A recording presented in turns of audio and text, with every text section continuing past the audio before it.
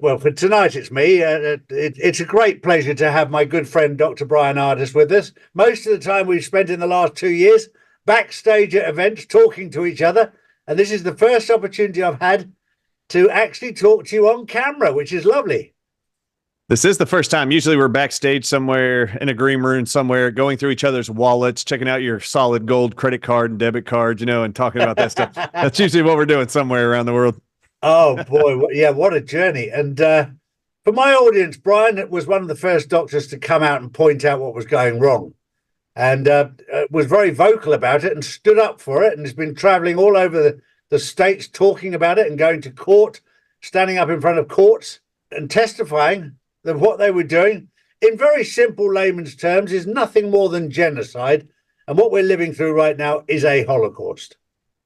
Absolutely, 100%. So you were just talking off air about testifying in the chambers of Parliament there in England, and I guess it's England. I actually, 2 years ago, when Boris Johnson resigned, the day he resigned as prime minister, all these people around the world started looking at lawsuits that were being filed against Boris Johnson in the days leading up to his resignation. This is just an example of some of the stuff Charlie's doing, Dr. Ardis is doing, what I'm doing. It's just been a heavy lift and a monumental effort to try to protect innocent humans around the world. People found out when they were looking up these documents, and there was 2 lawsuits that landed on Boris Johnson's desk in back-to-back days leading up to his resignation. Yeah. On both of those lawsuits, I was signed on as an expert witness against him for murdering people in nursing homes all over the UK. 45,000 people in March and April of 2020.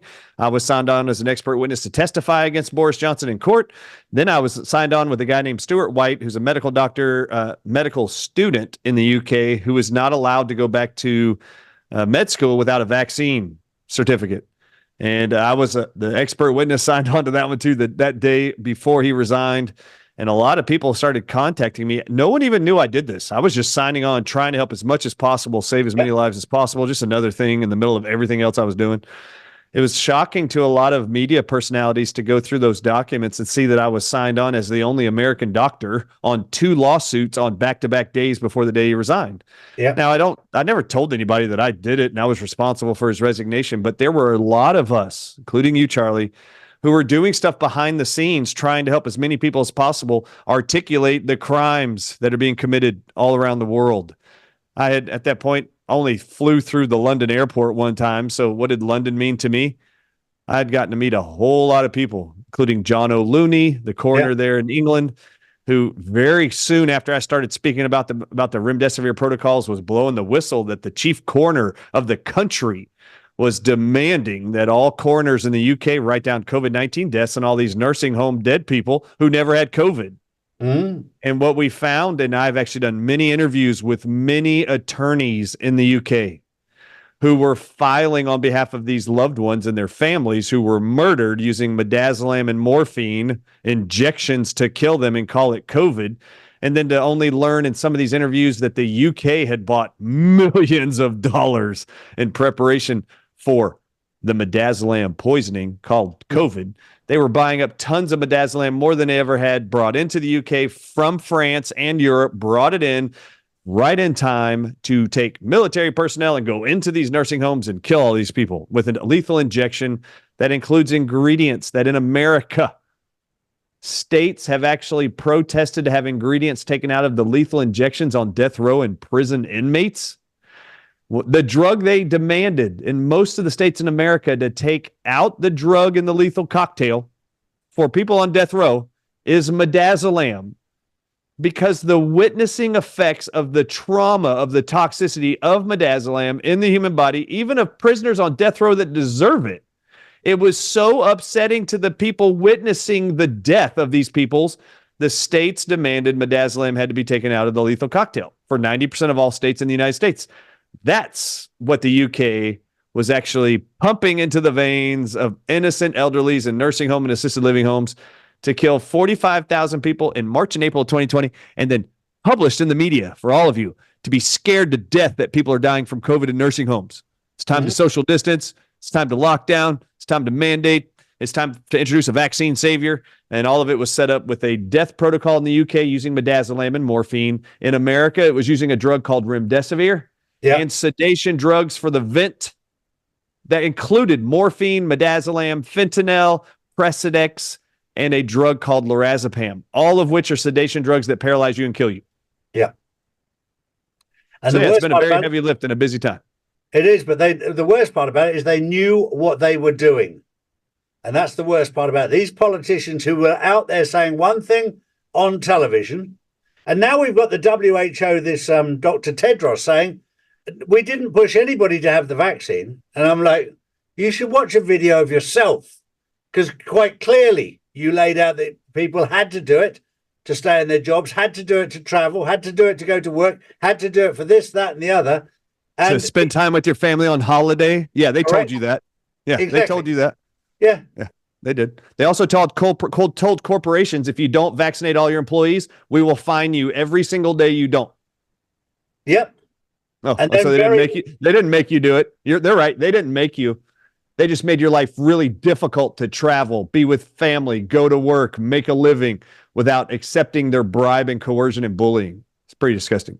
And it's very interesting how all the pilots who take this elite group of people that they call themselves to Davos, they insist that they're not vaccinated. You can't amazing. Yeah.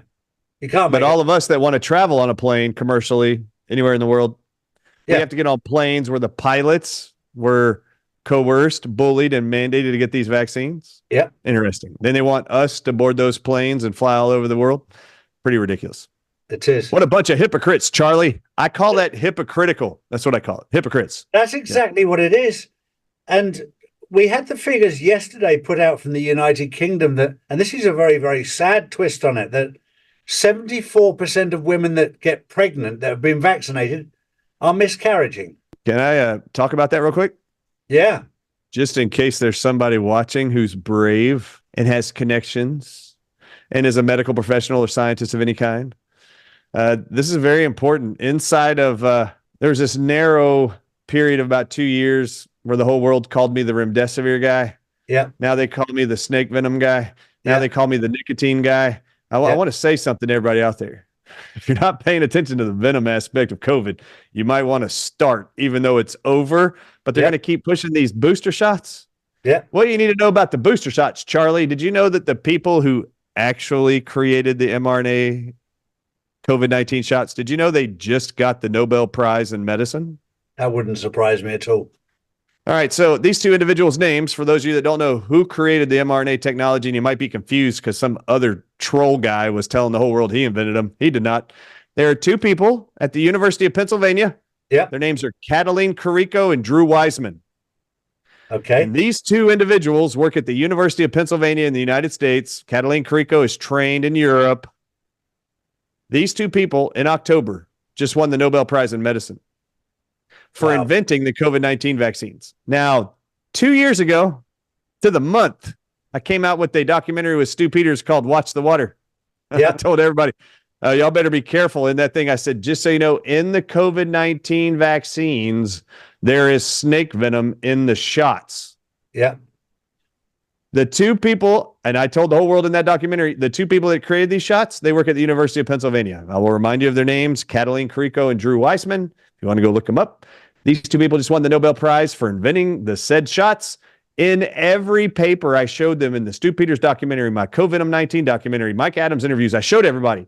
In every one of these people that just won the Nobel Prize, by the way, people, these two people in every paper since 2009 state that they are being funded by the NIH and Anthony Fauci's department to manufacture mRNA gene therapy shots. Is there anybody in this audience who is confused that the COVID-19 shots are mRNA gene therapy shots? And the two people that made these things just got the Nobel Prize for making the COVID-19 shots. Okay. In every one of their papers, they say to do mRNA gene therapy, we have to use in the shot snake venom phosphodiesterase to cut your RNA to do our gene editing.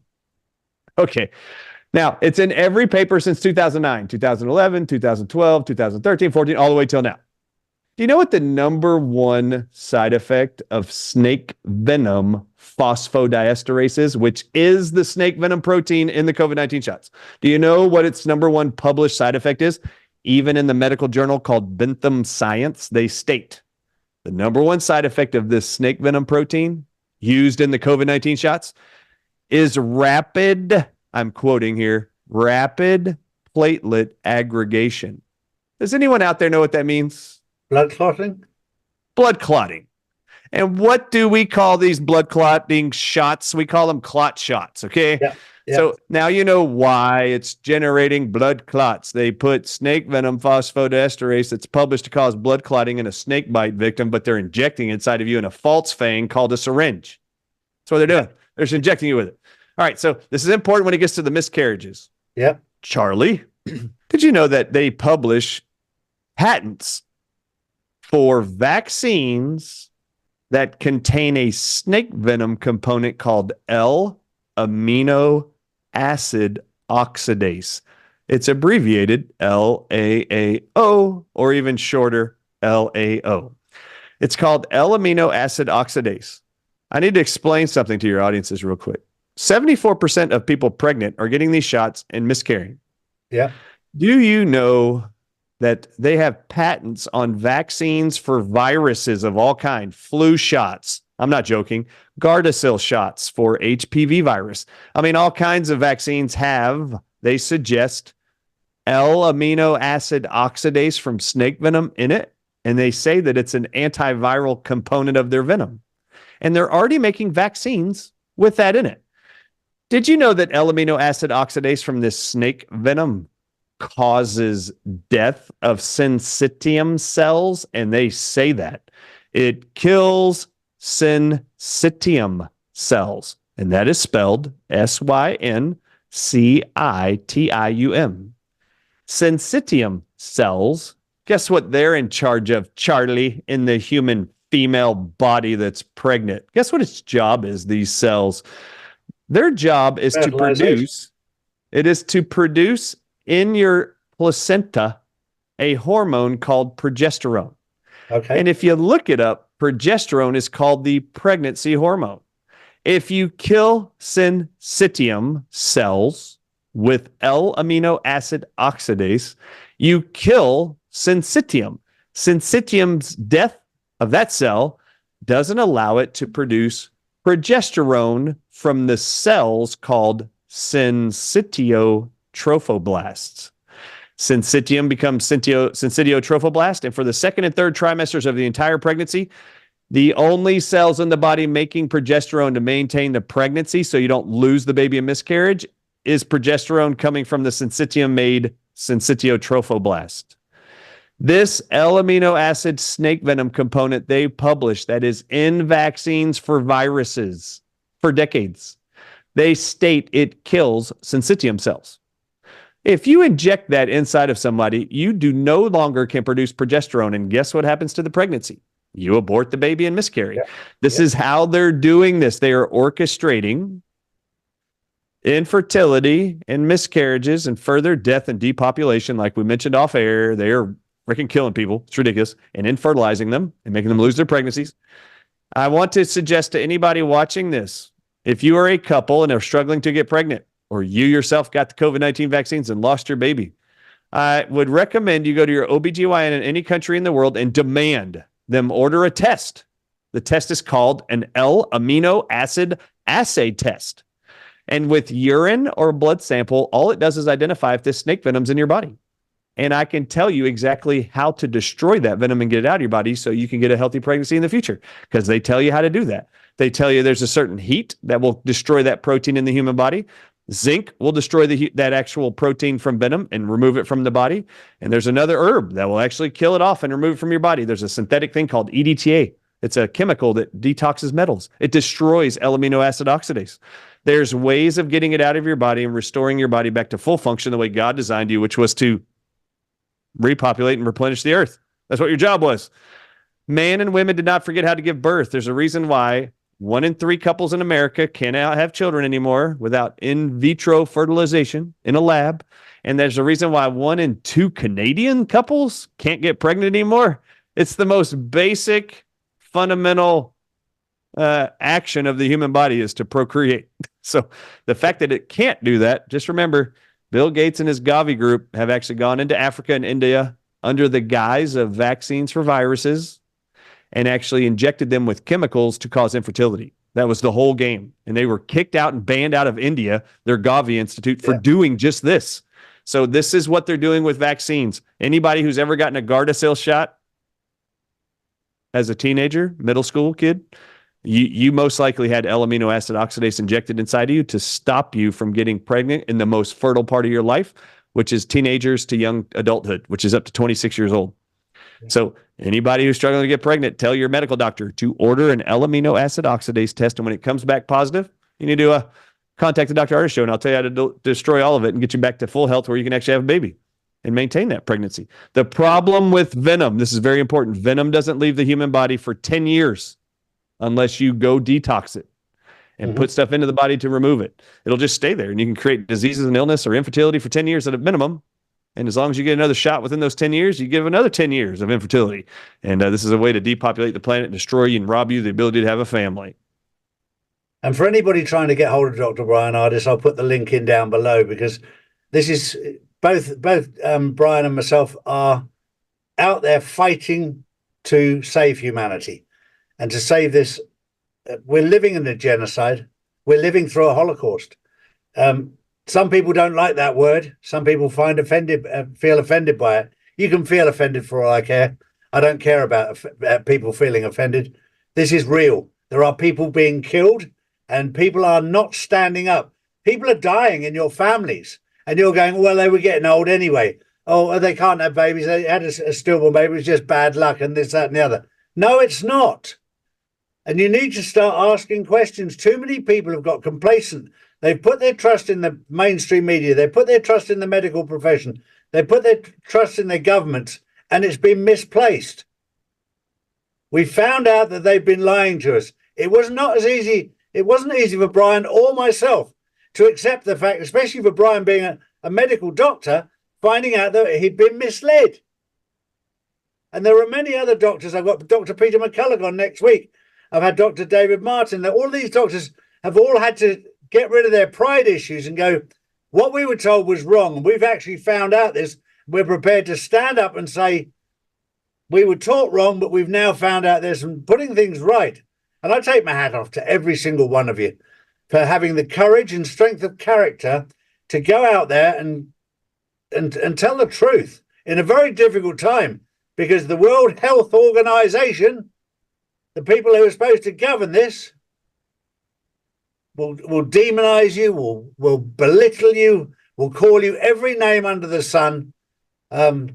It's crazy, but even worse, they created this pandemic and then have now written up a pandemic treaty that takes the rights of each sovereign government and their country away from how they control and run their countries during a future pandemic.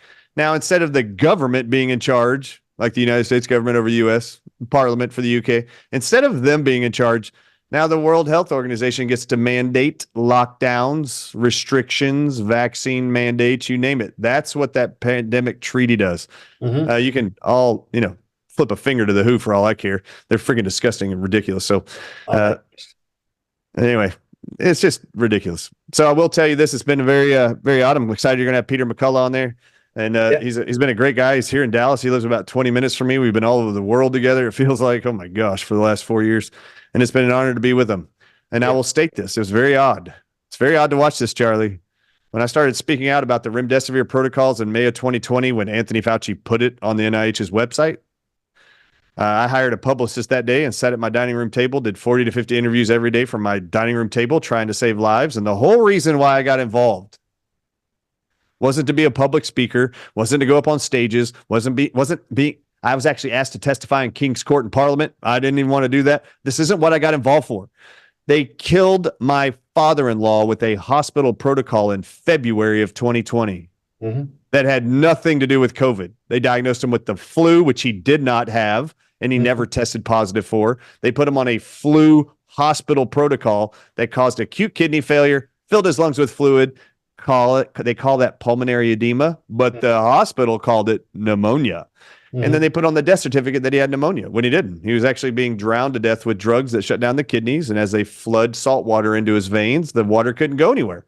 So it fills up in his abdomen and his lungs and in his heart, and he drowned to death. Then they put him on morphine and called it palliative care, which is actually euthanizing a human in front of your loved ones. They murdered him in front of us. And ever since then, I've been angry that hospitals will hide behind a protocol and murder your loved one for profit.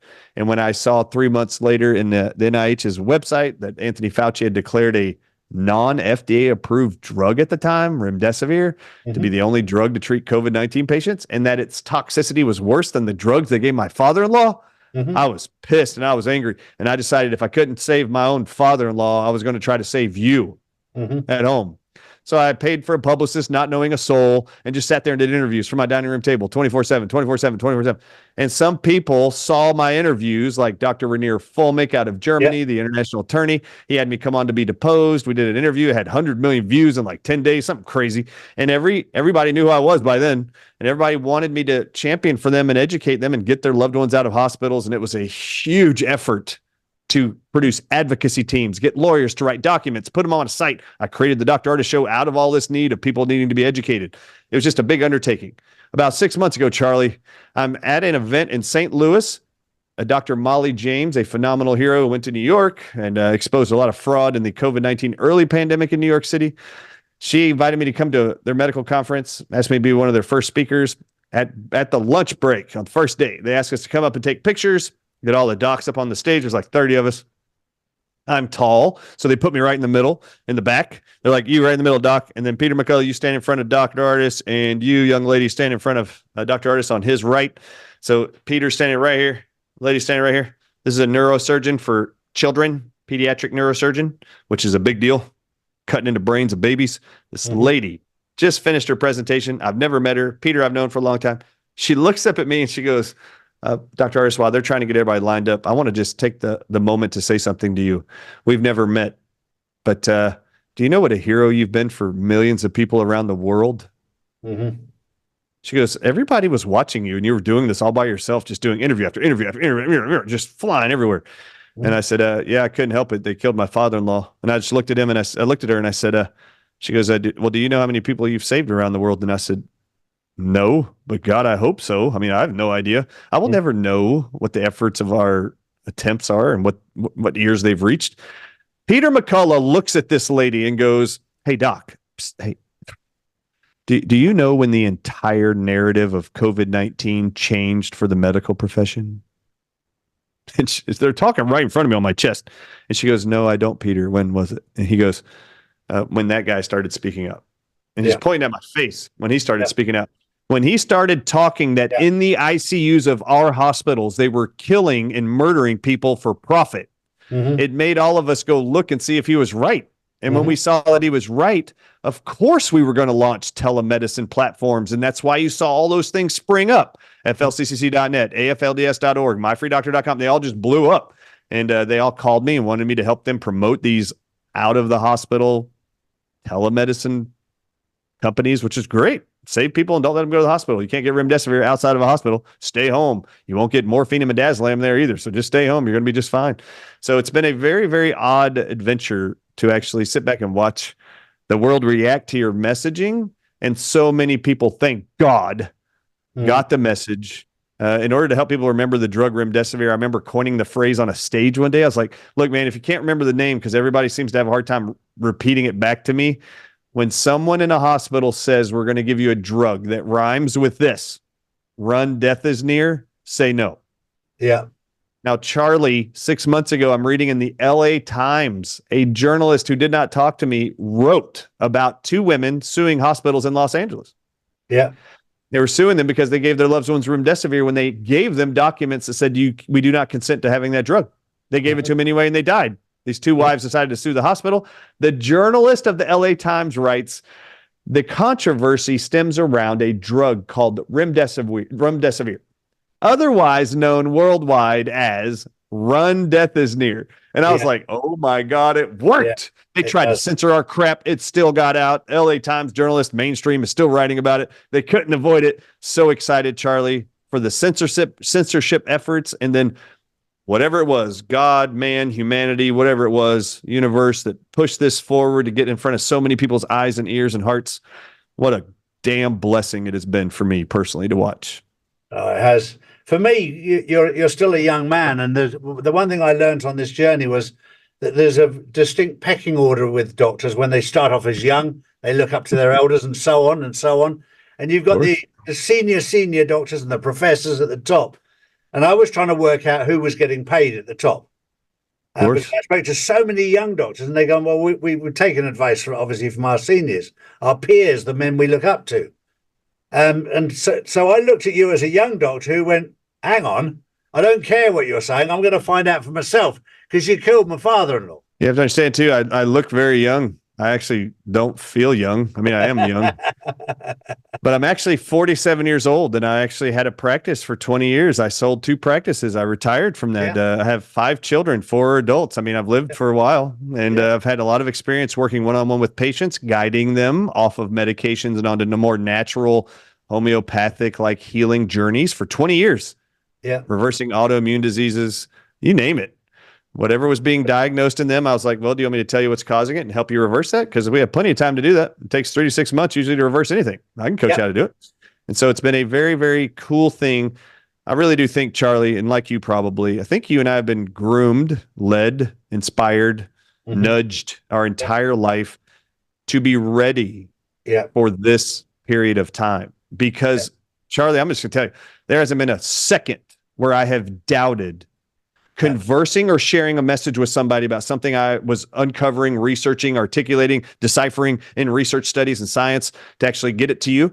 Never for a second did I doubt that there was a depopulation agenda, a murdering episode, bribery for murder in hospitals around the world, in nursing homes in the UK. Never did I doubt that for a second. And I have not been afraid at all to tell you this is what's going on. And I'll tell you, Charlie, I never had a media presence during practice. I was so busy with my practices. I never was in the media. I never had a following. I never had a social media post ever. No. So to watch so many people around the world gravitate to your speaking out and showing the audiences all of the research, all the data, all the government funded data. It's been amazing to watch senators, legislators, parliament members all react to your presentations and a gasp at the information, just like I was. And to them look at me and go, Dr. Ardis, what should we do now with the medical boards, pharmaceutical boards? What do we do with these hospitals? What do we do with these nursing centers? It has been awesome to sue all of them. It's been awesome to pull them all in to the Capitol buildings, the medical boards, pharmacy boards, and educating senators and legislators, along with other MDs, to tell, I'm not an MD, I'm a DC chiropractor, but to get all these MDs to tell these senators and legislators and state reps how to hold these people accountable. Oh my gosh, it's been so much fun. And working side by side with senators, it's been very fun. The good thing is that you and I have not been media trained, so we don't know what we should and shouldn't say. We just say it as it is.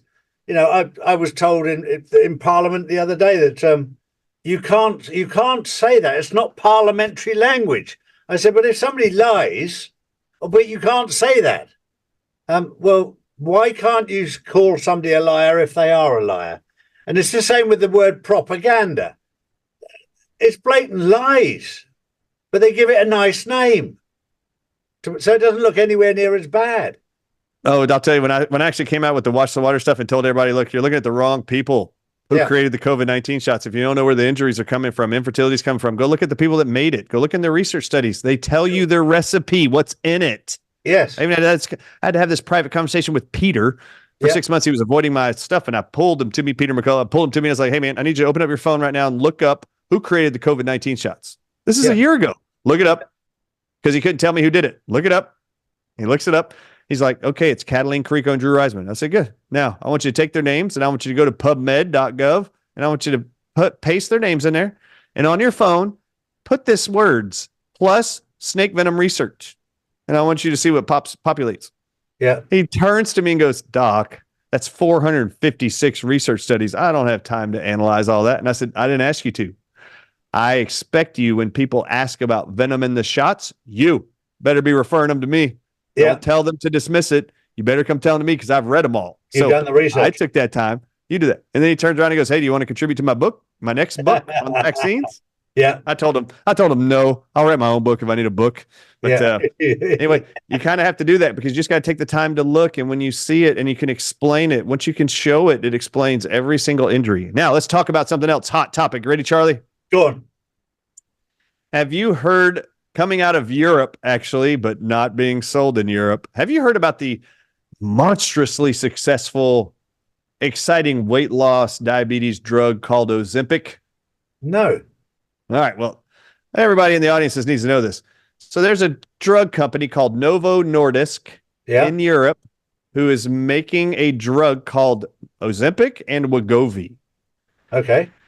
However, Europe and all of its countries, none of them have approved their drugs to be given to humans in Europe because they're too toxic and deadly. Okay.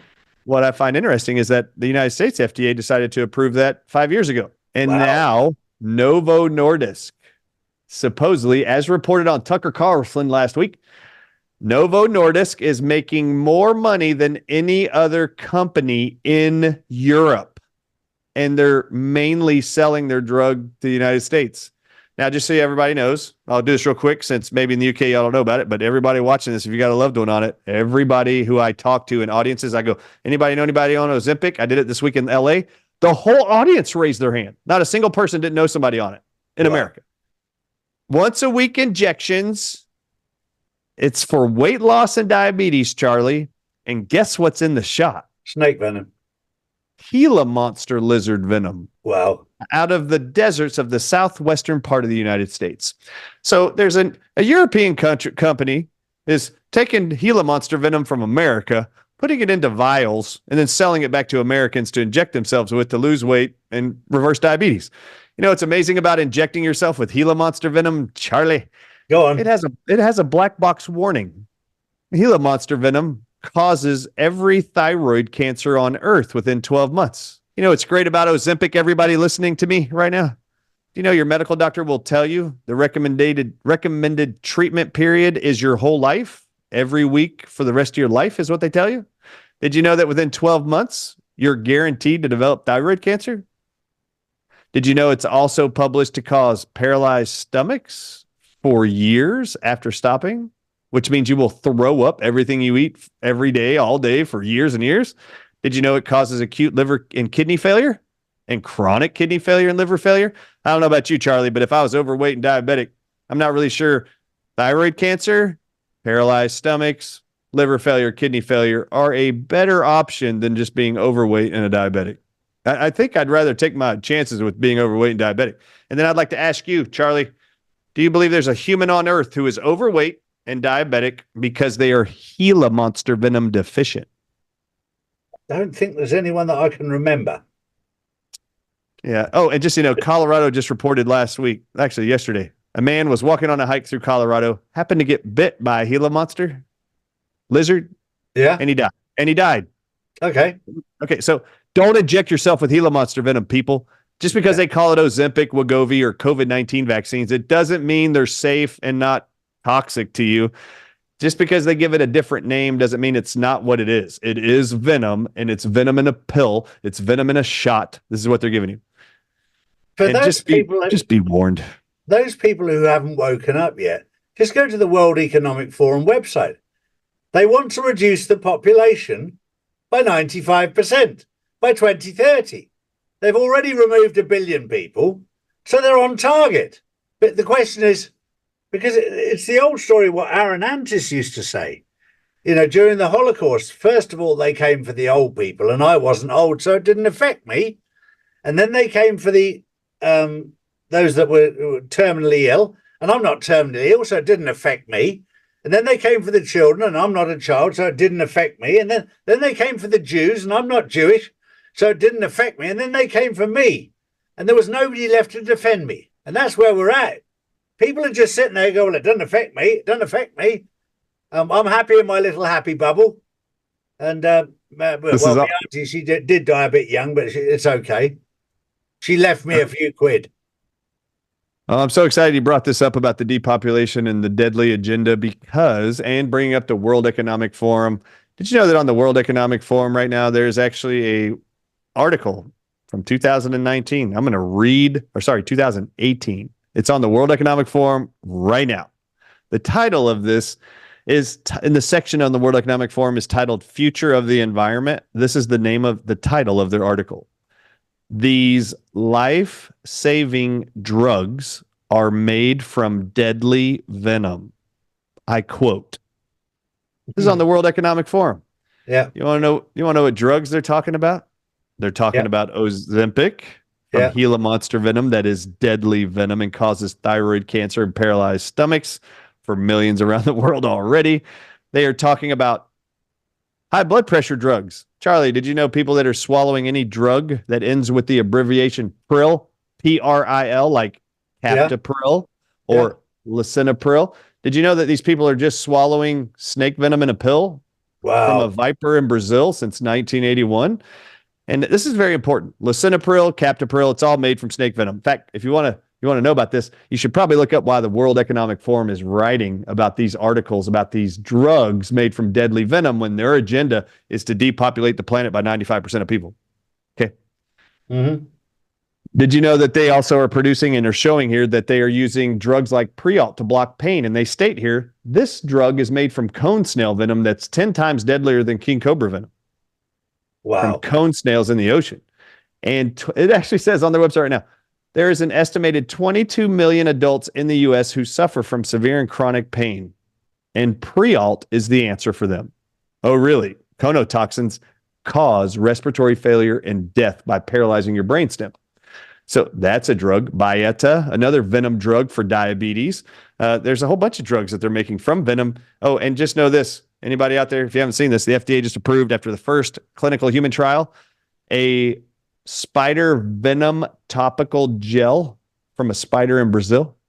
You take their venom and you put it on your penis. And they said within 10 minutes, some men will get an erection that can last 4 hours. You know what's great about this spider's venom? They publish that if that venom that's on the penis happens to get inside the bloodstream of a person, that venom does these 4 things. It causes seizures, strokes, heart attacks, and death of humans. Okay. Well, y'all need to start questioning why it is all these drugs are being made from venom.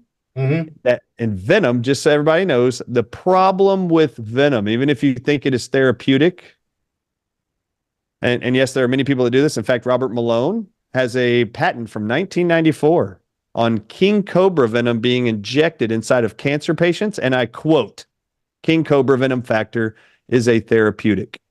Oh, really? I thought king cobra venom was deadly. I thought that's why people run from snakes. But there are a lot of people making a lot of money off of drugs and patents for drugs and vaccines from venoms. And like chemotherapy, they're going to sell you the idea that this toxin is a therapeutic, when in fact it is deadly and causes horrific outcomes. Mm-hmm. So you should always doubt the venoms. Now, why is this important? Every drug on earth that is made with venom in it, lisinopril, captopril, Ozempic, you name it. Prialt with that cone snail venom in it, this erectile dysfunction drug they're about to come out with. All these drugs are made from venoms. Charlie, in 1956, there's a guy named Dr. Stanley Cohen and his cohort, Rita. Both of them discovered for the first time ever that mammals and birds, when you expose their bodies to venom from a snake, it will cause cancer in every tissue of that bird or mammal's bodies. And they called this invisible side effect of venom in a bird and mammal, they called it for the brain tumors. Mm-hmm. All they do is expose the mammal or bird to venom, and they would develop a brain tumor. Has anybody heard of turbo cancers lately? There's venom in the shots, people. When you expose people to venoms, they termed the phrase nerve growth factor, which is an invisible aspect of venom that causes nervous system tumors, brain tumors, glioblastomas, spinal cord tumors, multiple myeloma, you name it. Now, in 1961, they published it also causes cancers in all other tissue than the nervous system, these two people, and they called it epidermal growth factor. They figured out You can grow skin cancer on a person if you just put venom on their skin. You can create polycystic ovarian syndrome. You can cause ovarian cancer, prostate cancer, breast cancer, kidney cancer, liver cancer, spleen cancer. You can cause any cancer you want as long as you put venom in them. Venom will do it. Now, these two people, Charlie, for figuring out that venom causes cancerous tumors, can you believe that the Nobel Laureate Society decided to give them a Nobel Prize for this in 1986? I'd like to ask all of you at home, why would you give a Nobel Prize in medicine to two people who figured out how to create cancer in people with venom? Y'all should know this. Did you know that guy, Stanley Cohen, went off and consulted a company who started, it's called Genentech, Genentech. Do you know they have 8 drugs right now that are only sold to hospitals around the world for anti-cancer treatment, and they're all made from snake venom? Wow. Venom causes cancer. The guy who consulted the company to start it, he knows venom causes cancer. And so these venom-laced drugs, your high blood pressure drug, Ozempic, I just told you, it's already got a black box warning to cause cancer. This is very important. Anybody in the world who is right now swallowing high blood pressure drugs called ACE inhibitors, I promise you will develop cancer. Mm-hmm. I already know you're going to develop cancer. You can't help it. And anybody who's ever had a loved one on high blood pressure medication and later was diagnosed with cancer, just do this. Look up your drug your loved one was on, type in the name of the drug on Google, and hit the plus sign and type in the name of the cancer they were diagnosed with. And you will see every cancer is correlated to every single damn venom drug you've ever swallowed, injected, or put on your skin. Mm-hmm. They're just feeding a cancer industry. Yeah. And it's a massive industry. $1 trillion a year. It's a big one. Yeah, it is. Anyway, how was that for an education? Oh, and if you didn't know this, this is phenomenal. Hey, Charlie, do you think anybody out there knows anybody with Parkinson's, Alzheimer's, ulcerative colitis, hypothyroidism, arthritis? You think anybody out there, MS? Think anybody out there in your audience has these things? Yep, plenty. Did you know that, let's just destroy this narrative for all of, did you know that nicotine patches are published as cures for all of those I just mentioned? No. What about autism? Do you know anybody in the world that has autism or autistic adults now? Did you know they have studies that nicotine patches can reverse the aggressive nature and antisocial behavior of an autistic kid in 7 days? Really? That's interesting. How many of your loved ones that have Parkinson's, Alzheimer's, dementia of any kind, depression, hypothyroidism, thyroid hormone imbalance, ulcerative colitis, arthritis, and autism, how many of them have ever been told or prescribed nicotine patches? None. 0. Why is this a big deal? Because in April of 2020, researchers in France, DNA experts, figured out that COVID was nothing more than little bitty pieces of synthetic snake venom from king cobras and crate snakes in China. Mm-hmm. They called spike proteins, and they published 4 years ago, April 2020, that the cure for COVID always has been nicotine. Mm-hmm. Really? And nicotine patches, not a joke, January of last year, 2023, some scientists took a whole bunch of long hauler COVID patients around the world and said, let's look at all the worst cases we can find who have tried drugs, rehab stuff, physical therapy, and they haven't improved their symptoms for at least 2 years. And these are the symptoms they had to have. They couldn't sleep through the night. They had insomnia since having COVID. This is a long hauler COVID symptom. They had to have new onset of diabetes, new onset of high blood pressure. They'd have breathing difficulties, loss of taste and smell. They had to have vertigo. They had to have all kinds of stuff. Exercise-induced asthma. There was a whole list of 21 symptoms they'd have. And they had to try everything on earth they could think of, but still have the problems 2 years later. Charlie, they called these people in and picked the 4 worst cases they could find that had the total of these 21 symptoms. And they said, all right, we're going to ask you guys to do one thing for us. You've tried everything you can think of. We want you to just wear a 7 milligram nicotine patch for 6 days. And let's see how many of your symptoms disappear. And then they explained to these people, just so you know, the only reason why we even hypothesize this might work is because 2 labs in 2 countries in the first 6 months of the pandemic did DNA testing and found the spike proteins of COVID were venoms from snakes. And they only bind to nicotine receptors. And they published, this is why smokers don't get COVID, because they already have nicotine in their body. So these researchers in January of 2023 said, we're going to ask you guys who have never used a tobacco product in your life, we're going to ask you to wear a 7 milligram nicotine patch, which is the smallest one they sell in the whole world. We're going to ask you to wear one every day for 6 days, and let's see how many of your symptoms disappear. Charlie, half of all of their symptoms disappeared in day one. Wow. All of their symptoms disappeared for the whole group. The last symptom that disappeared was 23 days after starting the 6 days of nicotine patches. Wow. So they only wore nicotine patches for 6 days, but the nicotine was in their body continuing to release the venom proteins from their cells, from their nicotine receptors, and all their symptoms disappeared. 100% of all long hauler COVID symptoms in a peer-reviewed published paper, January 2023, published, nicotine is the cure for COVID and all long hauler COVID. Now, this is significant because guess what the UK just did? Go on. They just announced a new national health agenda for the whole country. Did you know England's not going to be able to buy tobacco products by the year 2030 at all? Wow. I wonder why they're going to take that away. I wonder why Joe Biden 2 months ago came out and said, I'm going to be the first president in United States history to lower the amount of nicotine in tobacco products. Oh yeah, I wonder why you're doing that. Then Canada, Australia, New Zealand all said the same thing. New Zealand, though, was a little bit ambitious. They said, we're going to do it by the year 2025. And the whole world got upset in New Zealand. So they backed off and said, okay, we'll do 2030 like the rest of them.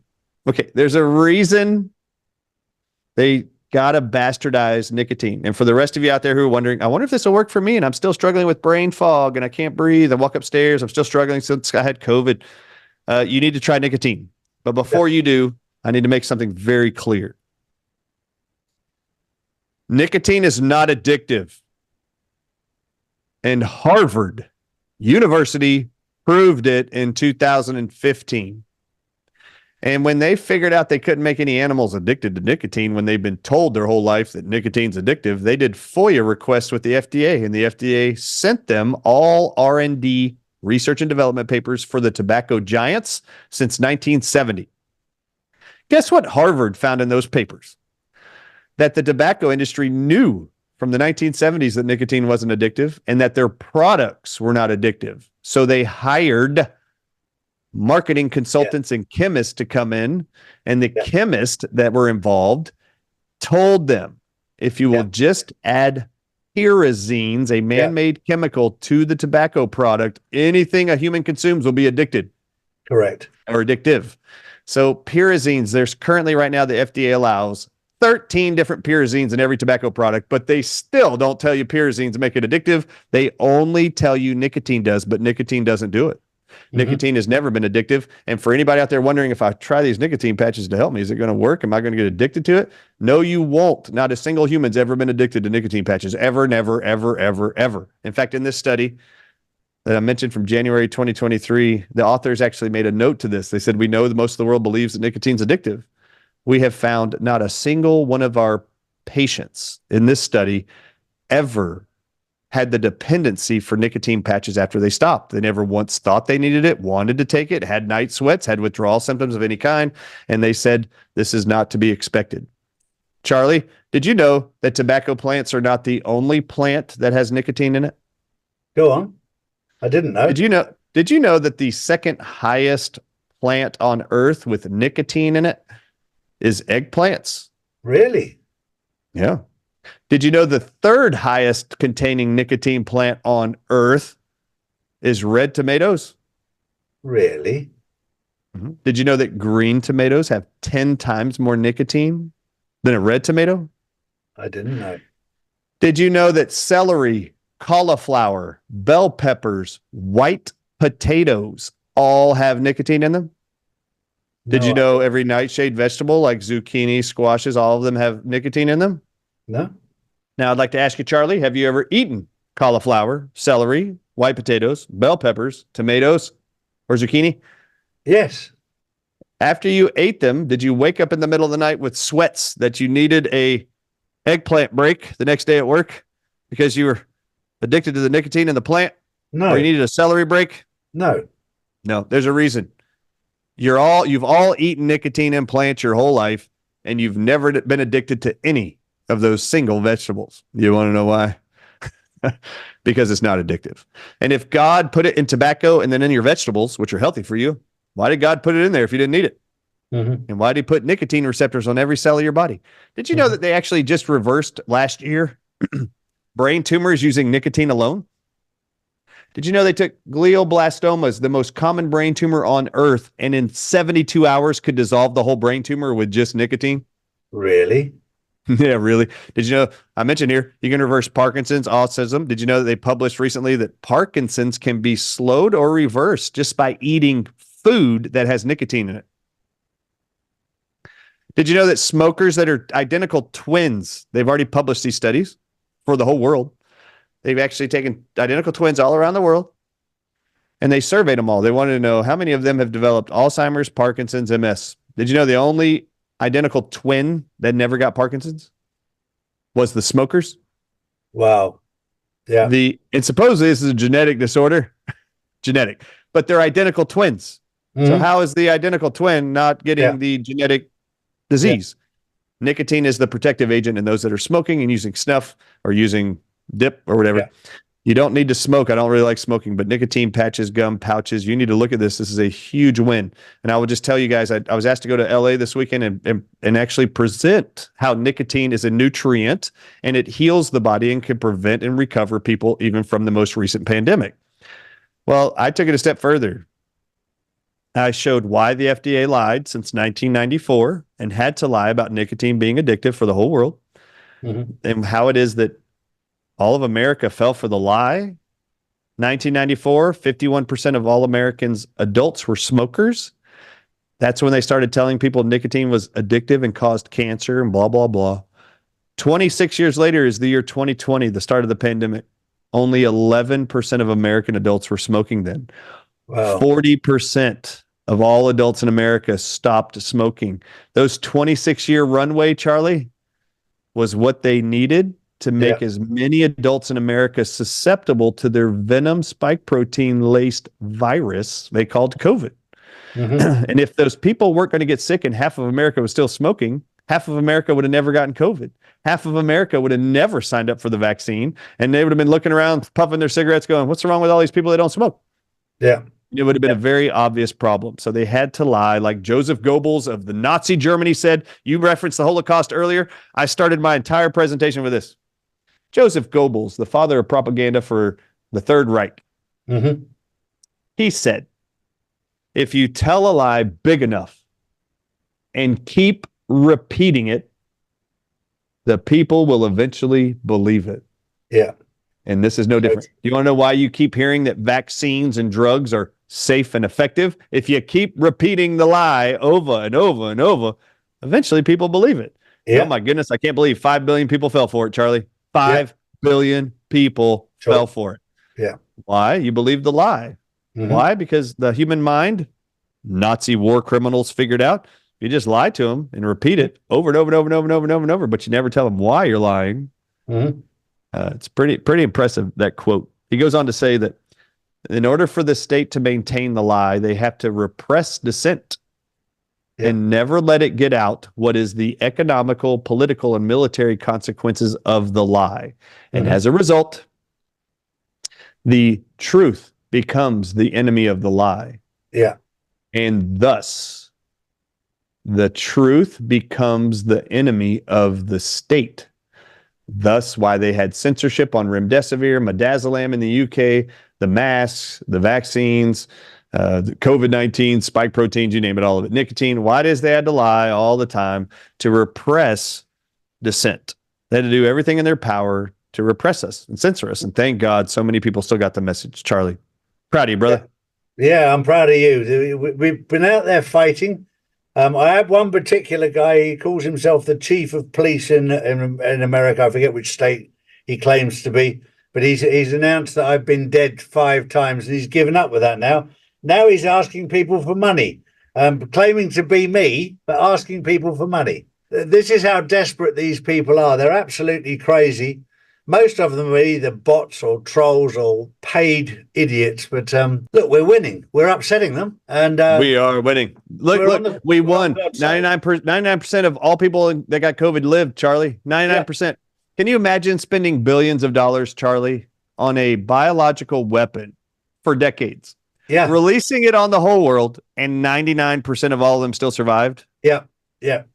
All those people should be fired, thrown into a sewer, thrown into a funeral, whatever, burned at the stake for failing their agenda, which was to poison us all. God wins, humanity won, and I believe God's greatest creation, the human body, survived the poisoning for the 99% plus. So we've got to be thankful for a number of the military who managed to switch the vials to placebos from the ones that were killing people. And God knows who they were. And also the German lady doctor who switched 6,200 vials and won her case in court. I love it. Yeah, I love it. God knows those people who've stood up, and you've stood up, and I've stood up, and you have too. Stood up together. And the one thing is that when we're backstage together, we're on the same frequency, completely different worlds, different professions, but the same frequency. We love God, and we love life, and we want to preserve life. And when you're surrounded by people that are like-minded like that, we have some good times. I'm looking forward. I'm coming back in April. I'm going to Mar-a-Lago first of all, and then on to Nashville. Then I go down to Brazil and Sao Paulo. So that's awesome. It's amazing. It's an incredible journey right now. Well, I'll be in London April 12th through the 13th, 14th, 15th, somewhere in there. And I'll be doing presentations there in London. That'll be very exciting. Man. So that's when I'm in Mar-a-Lago. No, that's awesome. Well, if anybody wants to hang out with me in England, I'll be there. Come check us out. Be always good to see you, but thank you so much. An absolute mind of information, and very, very good information for my audience. Charlie, I'm proud of you, buddy. Thank you for trying to help so many people around the world financially, spiritually, physically. It's been an honor to hang out with like-minded humanitarians who actually just love being alive and love their brothers and sisters on earth that maybe they would have never met. And I just can't stand people lying to people and knowing those lies will inflict physical harm on those people. I cannot. There's some line in the sand I must have drawn in my spirit a long time ago, but you can lie to people just to protect your ego. Well, once it injures another soul or physical human, I do not tolerate that whatsoever. So I had no idea this spark was going to be lit when I was reading Anthony Fauci's memo, May of 2020. But man, it was like every cell in my body was charged at 1,000 miles an hour, and I had to hire a publicist, and it took 5 minutes. I couldn't even wait. I was doing interviews within an hour. I couldn't help it, and I've been doing it ever since. So it's been an honor to get to know you, Charlie. I missed not seeing you every month. Yeah, I miss you. I'm so proud to call you a friend. I found a real friend in you, and we just enjoy each other's company and share information and try and save lives. There's actually many times people have asked me, do you know Charlie Ward? And I'll go, man, I love that guy. You have an incredible personality, smile, laughter. You can laugh at all the BS and give hope to people just through that smile, that incredible personality. Love it. Thank you very much. So you, Brian. You're a dynamo of energy. Good man. Thank you very much. You too, buddy.